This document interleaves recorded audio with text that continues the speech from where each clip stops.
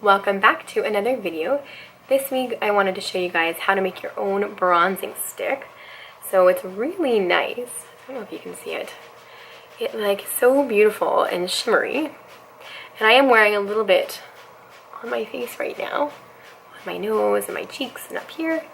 And it just adds an extra glow. Right now I'm absolutely pasty because it's been winter. And yeah, it just adds a nice little extra bit of color to my face. If I had more of a tan, I think I would even like it even better. But this is probably one of my favorite makeup DIYs that I've done, other than my mascara, which I use every day. So if you want to learn how to make the mascara, I will link it here. Other than that, it's made with sunflower oil. You could use any carrier oil that you like. There is beeswax in there.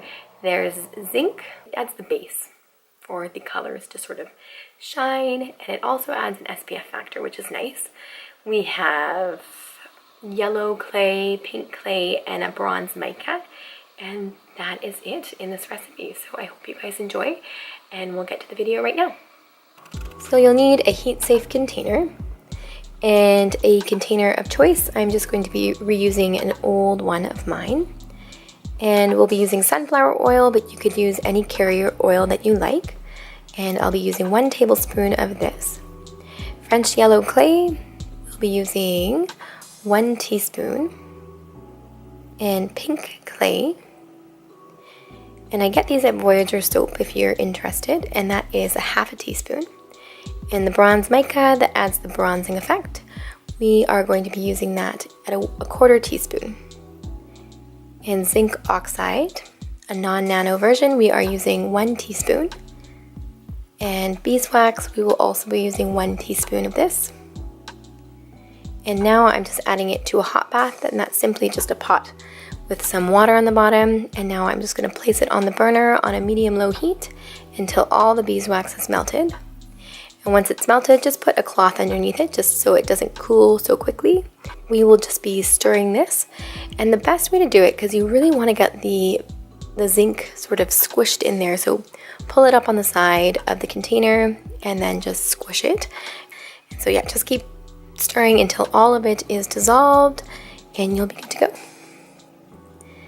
And now I'm just going to add it back to the hot bath just so that it gets a little bit more liquid. And here I'm just pouring it into my container of choice. And the best way to let it cool is just on the counter. You could use any container that you like.